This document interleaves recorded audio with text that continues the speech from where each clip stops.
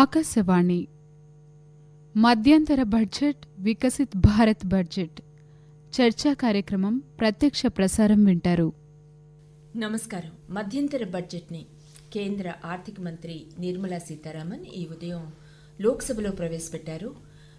మధ్యంతర బడ్జెట్ అయినా ఒక దార్శనిక పత్రంలా రూపుదిద్దుకున్న ఈ బడ్జెట్ మీద సర్వత్రా హర్షం వ్యక్తమైంది.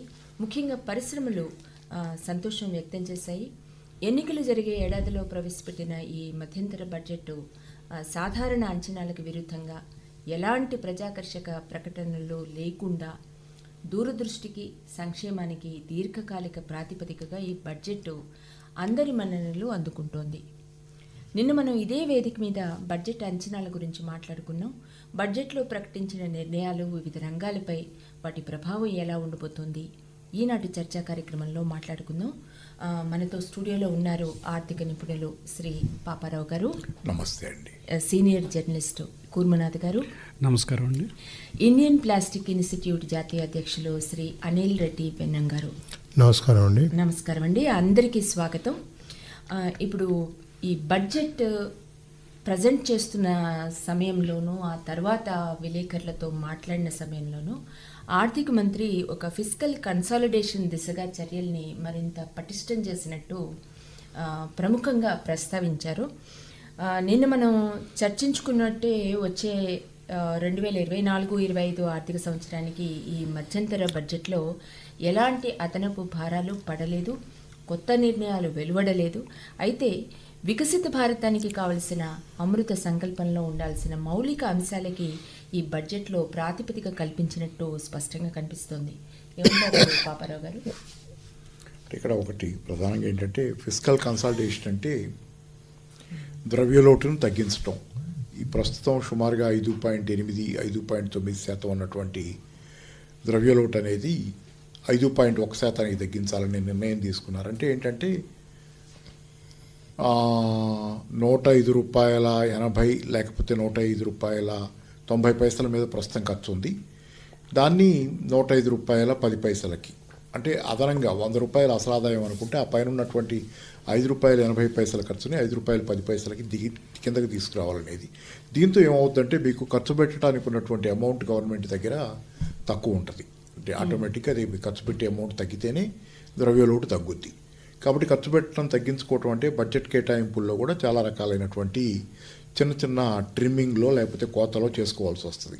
దానిలో భాగంగానే మీకు ప్రధానంగా కనపడేది ఏంటంటే ఇక్కడ మీకు ఆ కోతలు ట్రిమ్మింగ్ ఎక్కడ పడుతున్నాయి అనేది కూడా ఒక ప్రశ్నగా వస్తుంది. కోతలు ట్రిమ్మింగ్ ఎక్కడైతే పడుతున్నాయో అది ఎకానమీలో దాని తాలూకు రిఫ్లెక్షన్స్ ఖచ్చితంగా ఉంటాయి. మీకు ఓవరాల్గా ఇక్కడ ఈ బడ్జెట్లో కోతలు ట్రిమ్మింగ్ ఎక్కడా పైకి కనపడనప్పటికీ ఈ మొత్తం సంవత్సర కాలం, ఎందుకంటే ఈ 4 నెలలకే బడ్జెట్ ఉన్న 5.1% అనేది రేపు పొద్దున వచ్చే ఫుల్ ఫ్లెడ్జ్డ్ బడ్జెట్లో కూడా బహుశా అదే టార్గెట్ ఉంటుంది ఫిస్కల్ డెఫిసిట్కి. కాబట్టి ఏంటి మొత్తం సంవత్సర కాలంలో ఎక్కడో కొన్ని చోట్ల కోతలు పడతాయి.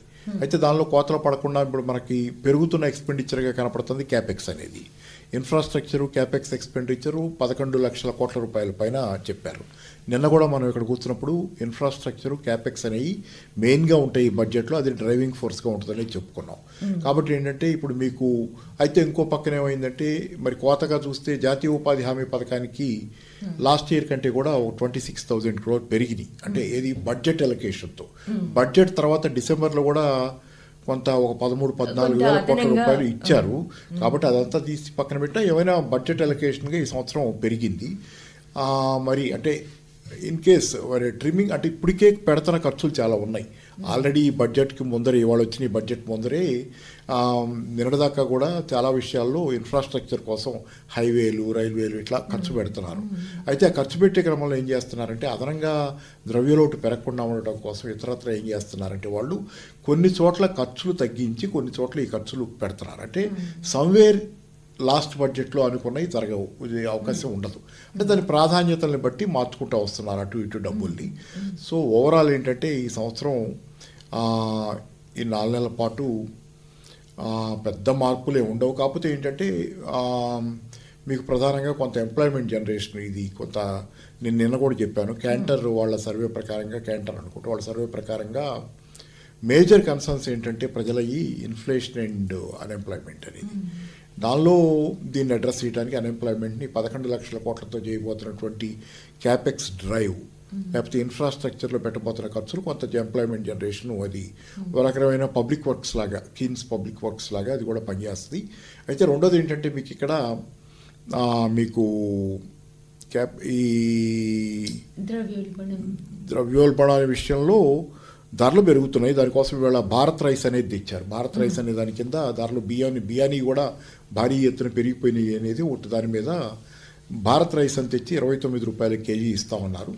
అయితే ఇంకా ఇతరత్రా కూడా ఉన్నాయి. మరి దాని గురించి ఏమి చెప్పారో బడ్జెట్లో ఏమన్నా ఫైన్ ప్రింట్లో ఏమైనా ఉందేమో చూడాలి. ఎందుకంటే రైస్ ఒకటే కాదు కదా, ఈరోజు ధరలు ఎక్కువ ఉంది, నిత్యావసరాల ధరలన్నీ ఎక్కువ ఉన్నాయి కాబట్టి వాటిని అడ్రస్ చేయడానికి ఏం చేయబోతున్నారు అనేది కూడా ఏమన్నా ఫైన్ ప్రింట్లో ఉందా, లేకపోతే ఆఫ్ ది బడ్జెట్ ఏమైనా ప్రయత్నాలు జరుగుతాయా బడ్జెట్లో కాకుండా అనేది కూడా. పీడిఎస్ ఏమన్నా ఇంకా స్ట్రెంత్ చేస్తారా ఇప్పుడు దాన్ని, ఇట్లాంటి అంటే దేర్ ఆర్ క్వశ్చన్స్ ఆల్సో. ఎందుకంటే ఓటాన్ అకౌంట్ బడ్జెట్, ఈ బడ్జెట్ తాలూకు మేజర్గా 2 కన్స్ట్రెయింట్స్ అండి, 2 మేజర్ కన్స్ట్రెయింట్స్. ఒకటి ఇది ఓటాన్ కావటం, రెండో కన్స్ట్రెయింట్ ఏంటంటే fiscal deficit.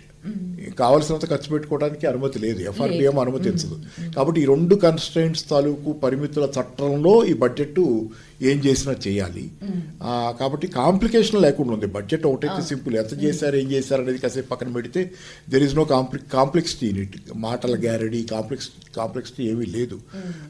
Election year budget, దానిలో ఫ్లవరీ మాటలు ఉంటాయి, ఫ్లవరీ ఇది ఉంటుంది ప్రజెంటేషన్ అనుకుంటే అదేమి లేదు.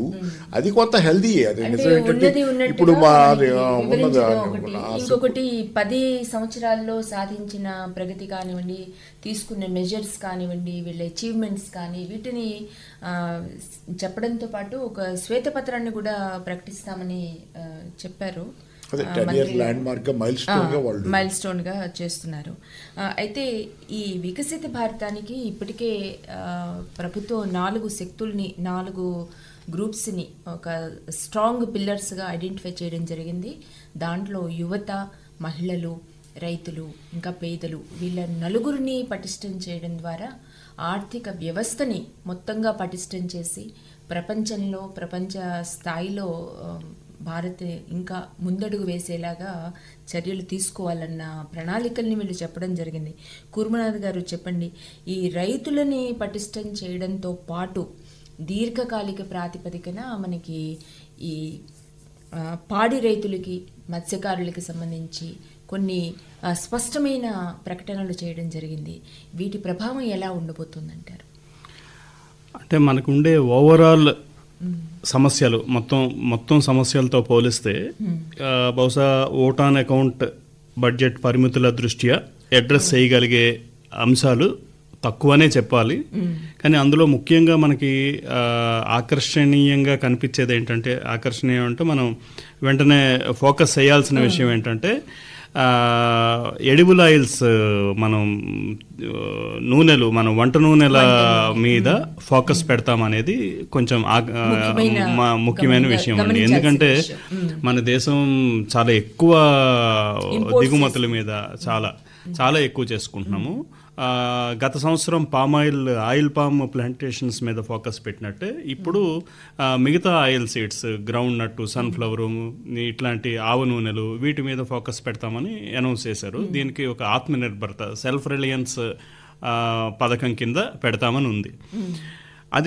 అదొకటి. తర్వాత చేపలకి, మత్స్యకారులకి సంబంధించి కూడా 2.0 అనే పథకాన్ని హింట్ చేశారు. అట్లనే పాడి రైతులకు కూడా ఒక పథకం అనౌన్స్ చేశారు. అయితే వీటి వివరాలు మాత్రం లేవు మనకి బడ్జెట్ స్పీచ్లో. ఇందులో ఇవి పథకాలుగా ఎట్లా రూపొందుతాయి, వాటి టైం లైన్ ఏంటి, ఎంత ఎలకేట్ చేస్తారు ఈ సంవత్సరం బడ్జెట్లో, ఇట్లాంటి వివరాలు వస్తే మనం ఎక్కువ ఫోకస్ చేయడానికి వీలవుతుంది. నిధులు ఎంతవరకు ఇస్తారన్నది కొద్ది రోజులు మనం పక్కన పెడితే, ఒక ఇన్ ప్రిన్సిపల్ వాళ్ళు చేయాలని అనుకున్నది ఇంటిగ్రేటెడ్ ఆక్వా పార్క్స్, అదే కదా మీరు ఇందాక అంటున్నది. అంటే ఇప్పుడు వీటిని పెట్టడము, అలాగే ఈ నానో డిఏపిని అన్ని రకాల ఈకోసిస్టమ్స్, అన్ని క్రాప్స్ దీన్ని ఎలా మనం అర్థం చేసుకోవాలి? ఇది తప్పనిసరిగా ఉపయోగపడతాయండి. నానో డిఏపి ఇలాంటివి పైలట్ ప్రాజెక్ట్స్ లాగా లాంచ్ చేసి ఉపయోగకరమైన, ముఖ్యంగా టార్గెటెడ్ యూజ్ ఆఫ్ ఫెర్టిలైజర్స్ వీటికి ఉపయోగపడతాయి. ఇవి ఇంకా పెద్ద ఎత్తున వస్తే ఉపయోగపడతాయండి. ఇవి మనం వేచి చూడాలి. ఇవి పథకంగా పాలసీగా ఎట్లా రోల్ అవుట్ అవుతాయో అనేది చూడాలి మనం. అయితే అనిల్ రెడ్డి గారు, ఈ పరిశ్రమలకి ప్రత్యక్షంగా ఈ మధ్యంతర బడ్జెట్లో ప్రత్యేకమైన ప్రకటనలు అలాంటివి ఏమీ జరగలేదు. అయితే పరిశ్రమకి సంబంధించినంత వరకు ఒక హ్యాపీనెస్ కనిపిస్తోంది, ఒక అట్మాస్ఫియర్ క్రియేట్ అయింది, పరిశ్రమలకి అనుకూలమైన వాతావరణం క్రియేట్ అయిందని. ముఖ్యంగా ఈ 2 కోట్ల గ్రామీణ ప్రాంతాల్లో 2 కోట్ల ఇళ్లను ఏదైతే నిర్మిస్తామని అన్నారో, దీని ప్రభావం పరిశ్రమల మీద ఎలా ఉంటుంది, అలాగే ఉత్పాదక రంగం మీద ఎలా ఉండబోతోంది? ఎందుకంటే అది దానికి స్పిల్ ఓవర్ ఎఫెక్ట్ ఉంటుంది కాబట్టి దాన్ని ఎలా అర్థం చేసుకోవాలి? ఇండస్ట్రీ పాజిటివ్గా చూడడానికి ఒకటే కారణం ఏంటంటే ట్యాక్సెస్ ఎక్కడ ఇంక్రీజ్ కాలేదు. ఇటు ఇండైరెక్ట్ ట్యాక్సెస్ అనండి, డైరెక్ట్ ట్యాక్సెస్ అనండి ఇంక్రీజ్ కాలేదు. కాబట్టి అదొక పాజిటివ్ సైన్గా మేము చూడవచ్చు. తర్వాత ఏమంటారు 30%, 22% ట్యాక్స్ కూడా ఒకటి రిడక్షన్లో ఒక డిస్కషన్ జరిగింది. సో ఈ 2 తప్పించి ఇండస్ట్రీకు ఎక్కువ ఎటువంటి స్ట్రేట్ ఫార్వర్డ్ మెథడ్లో కన్సెషన్స్ కానీ అట్లా రాలేదు.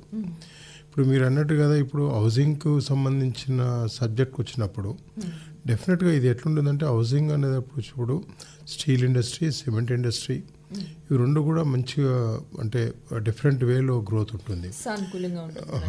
సో ఈ సిమెంట్ ఇండస్ట్రీ గ్రోత్ వచ్చినప్పుడు సిమెంట్ ఇండస్ట్రీకి అనుగుణంగా దాని ప్యాకింగ్ సంబంధించింది కానివ్వండి, దాని ముడిసరుకు సంబంధించిన ప్రోడక్ట్స్ కానివ్వండి, వీటన్నిటి మీద కూడా మంచి లావాదేవీలు జరుగుతుంటాయి. కాబట్టి డెఫినెట్గా అంటే క్యాస్కేడింగ్ డెవలప్మెంట్ ఉంటుందన్నది మా ఆలోచన. స్టీల్ ఇండస్ట్రీ ఈ మధ్య కాలంలో చూసినట్టయితే స్టీల్ ఇండస్ట్రీకి ఇంపోర్ట్స్ చాలా తగ్గాయి ఈ మధ్య కాలంలో. సో అదొక పాజిటివ్ సైన్. అంటే ఇప్పుడు ఇక్కడ లోకల్గా మ్యానుఫ్యాక్చరింగ్ ఇంక్రీజ్ అయ్యేది ఉంటే అది ఇంకా బెటర్ ఆపర్చునిటీస్ ఉంటుంది స్టీల్ ఇండస్ట్రీకి అన్నది ఒకటి ఆలోచన. ఇదే కాకుండా మీరు చూసినట్టయితే ఇప్పుడు క్యాపాక్స్ ఇంక్రీజ్ గురించి మాట్లాడినప్పుడు ఆ ఇంక్రీజ్ వచ్చినప్పుడు డెఫినెట్గా ఎక్కడనో ఒక పెద్ద పీఠం వేస్తారనేది ఆలోచన ఉంటుంది. అంటే ఒక పెద్ద భారీ ఇండస్ట్రీ రావడానికో లేకపోతే ఒక సంక్షేమ పథకం పెద్దది వస్తుంది అనేది ఆలోచన ఉంటుంది. సో డెఫినెట్గా ఈరోజున్న బడ్జెట్ ఓటాన్ అకౌంట్ బడ్జెట్ కాబట్టి మొదటి నుంచి కూడా ఇండస్ట్రీ సర్కిల్లో డెఫినెట్గా ఎటువంటి పాజిటివ్ నెగిటివ్ సైన్స్ ఉండవు. ఎక్కువ మట్టుకు మనకు వచ్చే ప్రసక్తి ఉండదు. కాబట్టి it will be nominal budget. ఎక్కువ మట్టుకు మన ఓట్ బ్యాంక్ ప్రాసెస్లో ఉంటుందని ఎక్స్పెక్ట్ చేశాము, కానీ ఆ ప్రాసెస్లో కూడా లేకుండా సింపుల్గా ఒక ప్రాసెస్ చేసి ఈరోజు ఒక బడ్జెట్ ఓటాన్ అకౌంట్ బడ్జెట్ ఉంది కాబట్టి దానికి అనుగుణంగా గత 10 సంవత్సరాలు గత 5 సంవత్సరాలు వాళ్ళు చేసిన ఏదైతే పనులు తీసుకున్నారో, ఏ పనుల మీద వాళ్ళు కాన్సన్ట్రేట్ చేశారో, ఏ విధంగా వాళ్ళు ముందుకెళ్ళారో, for example Vande Bharat railways దాని నుంచి ఇన్ఫ్రాస్ట్రక్చర్ రోడ్స్ అండ్ బిల్డింగ్స్ దాంట్లో చూసినట్టయితే వీటన్నిటి మీద డిఫెన్స్ మీద ఎక్స్పెండిచర్ ఇవన్నీ కూడా వారు ఎక్కువ మట్టుకు ఫోకస్ చేశారు. అంటే ఆల్రెడీ వారి రిపోర్ట్ వారు ఇవ్వడానికి అవకాశం దొరికింది ఈరోజు పార్లమెంట్లో. వాళ్ళు లాస్ట్ 5-10 ఇయర్స్లో చేసిన పనులు మొత్తం ఒక రిపోర్ట్ మాదిరిగా ప్రజెంట్ చేసుకున్నారు. ఈ టూరిజం డెవలప్మెంట్కి సంబంధించి కూడా ఒక కీలకమైన ప్రకటన చేశారు. రాష్ట్రాలని టూరిజం అది సర్క్యూట్స్ని డెవలప్ చేసుకోవడం కావచ్చు, ఓవరాల్గా ఇండస్ట్రీని డెవలప్ చేయడానికి మేము ప్రమోట్ చేస్తాము, ఎంకరేజ్ చేస్తాము అని చెప్పి. అఫ్కోర్స్ అది ఏ రూపంలో ఉండబోతోంది అనేది ఇంకా మనం వేచి చూడాలి.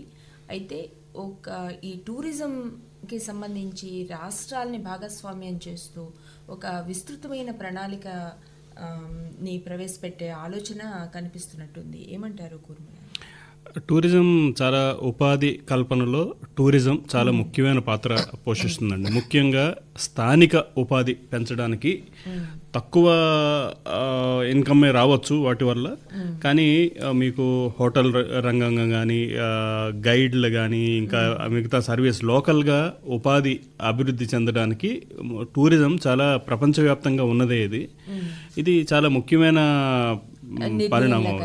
పరిణామం. అయితే టూరిస్ట్ స్పాట్లను ఐడెంటిఫై చేయడము, ఇన్ఫ్రాస్ట్రక్చర్ అక్కడికి వెళ్ళి ఉండడానికి, తర్వాత సేఫ్టీ, ఇట్లాంటి ఇష్యూస్ మీద ఫోకస్ చేయాల్సి ఉంటుంది.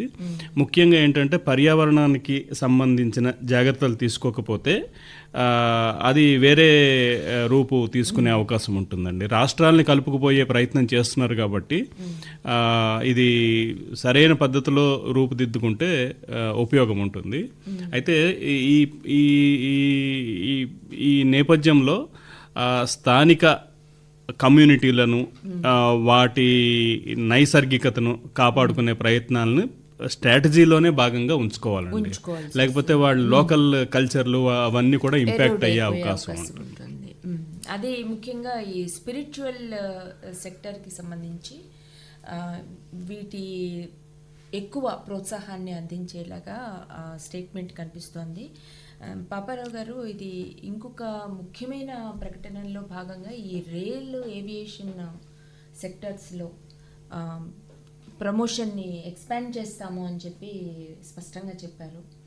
దానికి ఆల్రెడీ రైల్కి సంబంధించి రైల్వే కారిడార్స్ని ఐడెంటిఫై చేస్తాము, 3 ప్రాజెక్ట్స్ని అట్లా కారిడార్స్ని ఐడెంటిఫై చేస్తామని చెప్పారు. దీన్ని మనం ఉపాధి పరంగా కానీ లేదా ఆర్థిక రంగాన్ని మరింత ముందుకు తీసుకెళ్లే మార్గంలో దీన్ని ఎలా చూడాలంటారు? అంటే గతిశక్తి ఒకటి ఉంది. గతిశక్తిలో ఈ highways, railway network, ports, airports వీటన్నిటినీ ఇంటర్లింక్ చేస్తా ఓవరాల్గా దేశంలో లాజిస్టిక్స్ అనేది బాగా ఈజీగా ఉండేట్లు రవాణా చేయాలన్నది ఒక సంకల్పం. మనం మాట్లాడుకుంటుంది ఏంటంటే ప్రధానంగా సరుకు రవాణాకి సంబంధించిన కోణం, దీనిలో ఎక్స్పోర్ట్స్ కోణం కూడా ఉంది. ఎందుకంటే దేశంలో కానీ బయటకు కానీ మనం ఎగుమతి చేసేటప్పుడు ఒక సరుకు తాలూకు కాంపిటేటివ్నెస్ అనేది దాని ధర బట్టి కూడా ఉంటుంది. చౌకగా ఉండేటట్లయితే కాంపిటేటివ్గా ఉంటుంది, క్వాలిటీతో పాటు చౌకగా కూడా ఉండాలి. దానికోసం ఏంటంటే ఈరోజు భారతదేశంలో లాజిస్టిక్స్ ఖర్చు 13 రూపాయల దాకా అవుతుంది.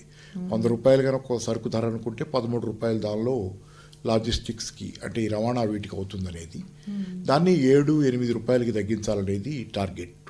కాబట్టి దానిలో భాగంగా కూడా కొంత ఈ మీరు చెప్పినటువంటి పోర్ట్స్ కానీ రైల్వే నెట్వర్క్ కానీ అన్నీ డెవలప్ చేయడం. ఎందుకంటే in order to make ease of transport, ease of Gati Shakti అనేది దానికోసం.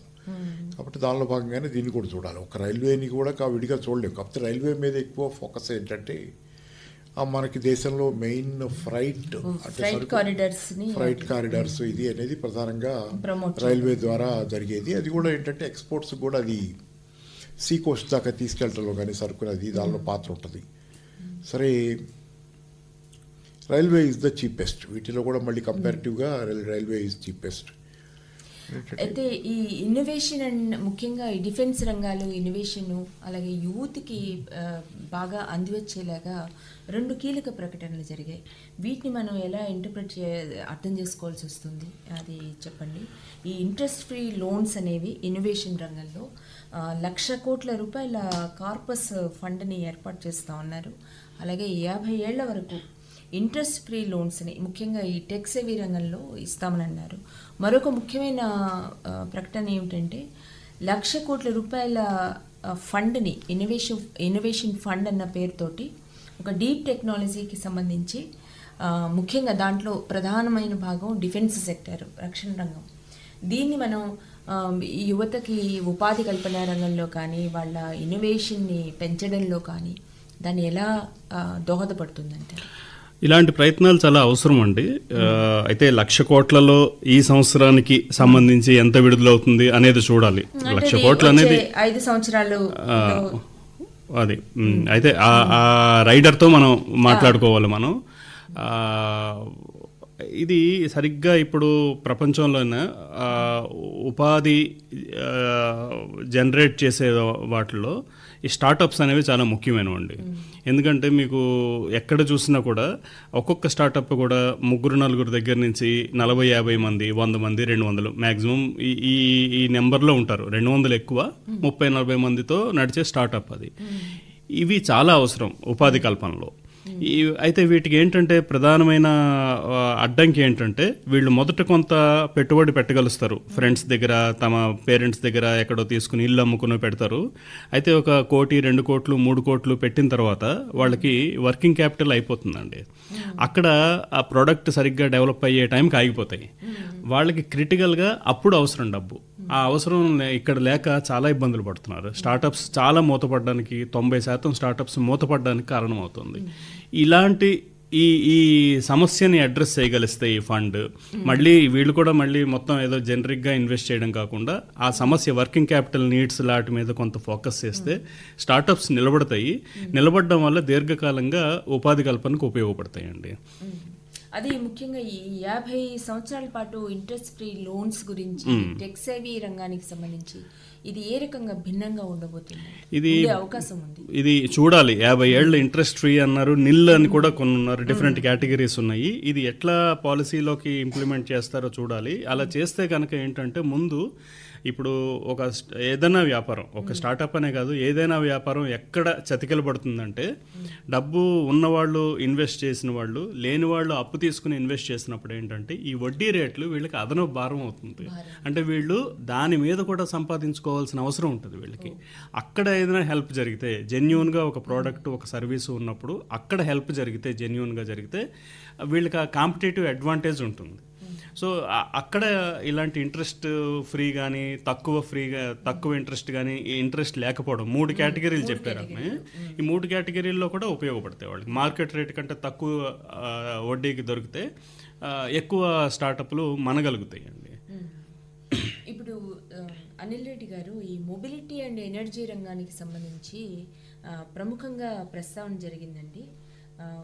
ఈ కెపాసిటీని 100 మిలియన్ టన్నుల వరకు వచ్చే 2030 నాటికి పెంచుతాము అని చెప్పి, దీన్ని పరిశ్రమ రంగం ఎలా తీసుకుపోతుంది, అలాగే ఆత్మ నిర్భరతకి సంబంధించి ఆ నేపథ్యంలో ఆ దృష్టికోణంతో ప్రభుత్వం విధాన నిర్ణయాలు పెడుతున్నప్పుడు ముఖ్యంగా ఈ డిఫెన్స్ రంగంలో మన మ్యానుఫ్యాక్చరింగ్ ఎలా పుంజుకుపోతుందంటారు?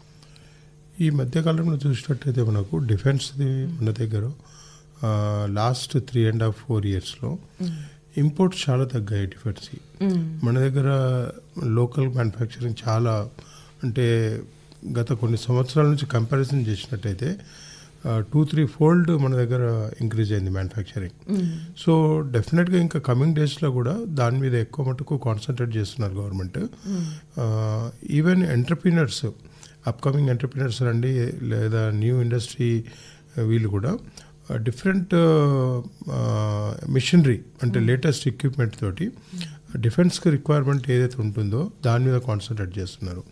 ఒకప్పుడు మనకి ఏంటంటే ఒక పర్టికులర్ ఏరియానే ఆ పర్టికులర్ మిషన్ ఉంటుండే, అక్కడనే అందరూ కొన్ని ప్రాసెస్ జాబ్ వర్క్ చేసే అవకాశం ఉంటుండే. ఇప్పుడు అలా కాకుండా మనం చూసినట్టయితే ఒక పర్టికులర్ మిషన్ 10 మంది దగ్గర ఉండడము, అంటే లేటెస్ట్ ఎక్విప్మెంట్ టెక్నాలజీ బేస్ చేసుకుని మాట్లాడుతున్నాను. సో అటువంటివి వచ్చినప్పుడు ఏంటంటే ఇటు డిఫెన్స్కి సంబంధించి కానివ్వండి, వేరే ఏరోనాటికల్కి సంబంధించిన వాటి కూడా మనకు ఎక్విప్మెంట్ తయారీకి చాలా పాజిటివ్ సైడ్లో ఉంది. రెండోది మనకు ఆటోమొబైల్కి సంబంధించిన దాంట్లో కూడా ఈ గ్రీన్ ఎనర్జీ గురించి మాట్లాడినప్పుడు ఛార్జింగ్ సంబంధించిన అది కూడా బేస్, అది కూడా ముఖ్యంగా ఈ బ్లెండింగ్ సిఎన్జి అలాగే బయోగ్యాస్ వీటిని ప్రోత్సహిస్తున్నప్పుడు బయోగ్యాస్, బయోపాలిమర్స్ ప్రోత్సహిస్తామని చెప్పి ఒక కమెంట్ వచ్చింది. ఆల్రెడీ రిలయన్స్ ఇండస్ట్రీస్ ఆ ప్రాసెస్లో ఉన్నారు. దీనికి సంబంధించి బయోపాలిమర్స్ దాని మీద ఆల్రెడీ ఒక ప్రాసెస్ జరుగుతుంది. అంటే మొత్తంగా ఏంటంటే ఈ మొబిలిటీకి సంబంధించి ఎఫర్ట్స్ పెరిగినాయి. ఇప్పుడు దానికి ప్రభుత్వ పరంగా కొంత పుష్ అనేది లభిస్తున్నప్పుడు ఇండస్ట్రీ కూడా దాన్ని అందిపుచ్చుకునే అవకాశం ఉంటుంది. డెఫినెట్గా అండి. ఇప్పుడు గత అంటే జస్ట్ ఒక 15-20 డేస్ బ్యాక్ కూడా ఈ రూఫ్ టాప్ సోలార్ గురించి డిస్కషన్ జరుగుతుంది. ఏదైతే ఉన్నదో అదంతా లోకల్. ఇప్పుడు మ్యానుఫ్యాక్చరింగ్ ఇంపోర్ట్స్ చైనా ఇదివరకు ఎక్కువ చైనాకి వచ్చేది, ఇప్పుడు మొత్తము బ్యాన్ అయిపోతుంది. లోకల్ మ్యానుఫ్యాక్చరింగ్ కావాలి. లోకల్ మ్యానుఫ్యాక్చరింగ్లో మనకు పాజిటివ్గా ఇండస్ట్రీ గ్రోత్ ఉంటుంది. సో ఈ ఏరియాస్ మొత్తం మనకు గ్రీన్ ఎనర్జీలో మంచి అవకాశాలు ఉంటాయి. వచ్చే రానున్న కాలంలో మంచి అవకాశాలు ఉంటాయి. మనం పాపారావు గారు, మీరు ఇందాక ఆల్రెడీ ఈ ఫిస్కల్ డెఫిసిట్ కంట్రోల్ చేయవలసిన అవసరము, దాని మీద ఉండవలసిన ఫోకస్ గురించి మీరు చెప్పారు. అయితే వచ్చే 2 ఏళ్లలో ఈ ఫిస్కల్ డెఫిసిట్ టార్గెట్స్ని మరింత సదృఢం చేస్తూ, అంటే మరింత స్ట్రెంథెన్ చేసే దిశగా కేంద్ర మంత్రి గారు ఈరోజు మాట్లాడారు. 4.5కి 2026 నాటికి తగ్గించే అవకాశం మనం ఆ టార్గెట్స్ని అందుకోవాలంటే ప్రభుత్వ పరంగా తీసుకోవాల్సిన చర్యలు ఎలా ఉండబోతున్నాయంటారు మీ అంచనాల్లో? అంటే పర్సనల్ లెవెల్లో నాకు కొన్ని ఫిజికల్ డెఫిసిట్ కాన్సెప్ట్ పట్ల నాకున్న భావాలు, ఒకటి దానిలో నాకు ఏంటంటే ఫిజికల్ డెఫిసిట్ అనేది ఈ కాన్సెప్టే వచ్చింది 1980s తర్వాత, 1980 తర్వాత ఈ కాన్సెప్ట్ వచ్చింది. ఫిజికల్ డెఫిసిట్ తప్పు అనేది అంతకు ముందు లేదు 80ల ముందు. కాబట్టి నాకున్న పర్స్పెక్టివ్లో 80ల ముందు కరెక్ట్ అని నేను ఫీల్ అవుతున్నా. కాబట్టి ఫిజికల్ డెఫిసిట్ తగ్గించుకోవాలనే దాని గురించి పెద్దగా నేను ఐ డోంట్ ఫోకస్ పెట్టాల్సిన అవసరం లేదు అనుకుంటున్నాను.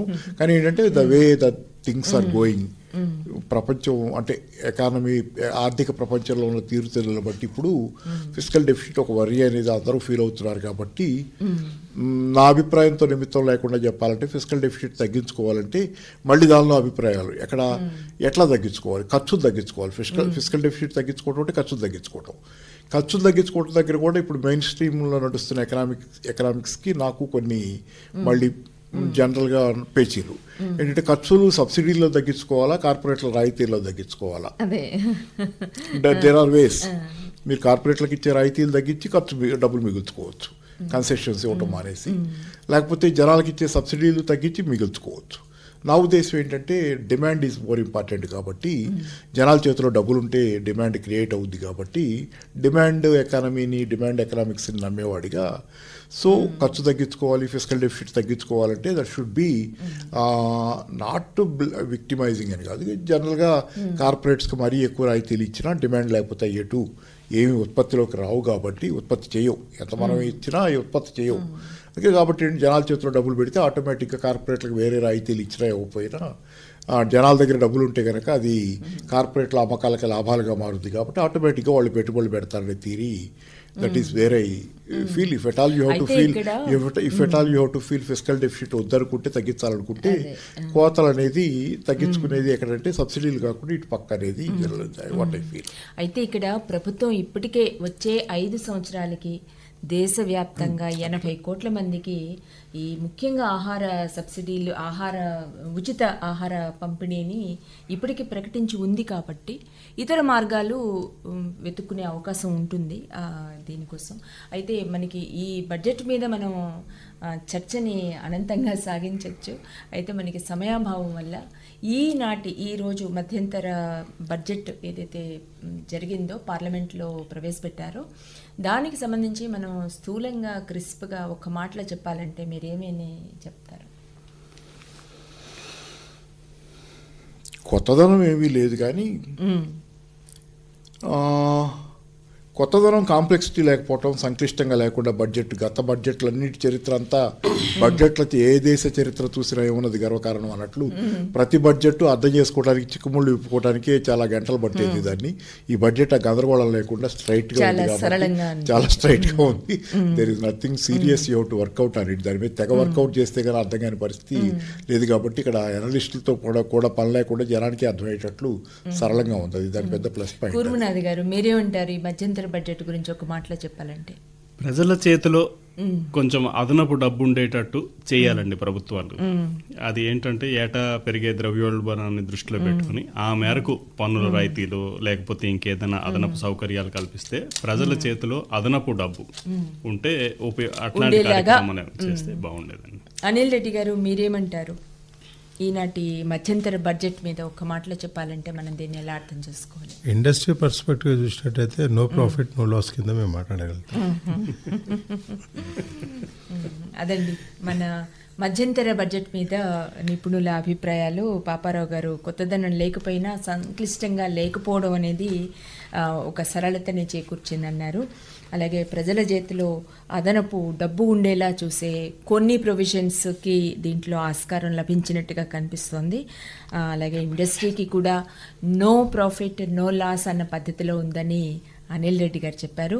ధన్యవాదాలు అందరికీ. మరోసారి మరో అంశంతో మేము ముందుకు వస్తాము. అంతవరకు సెలవు. నమస్కారం. మీరింతవరకు ఆకాశవాణి మధ్యంతర బడ్జెట్ వికసిత భారత బడ్జెట్ చర్చా కార్యక్రమం ప్రత్యక్ష ప్రసారం విన్నారు.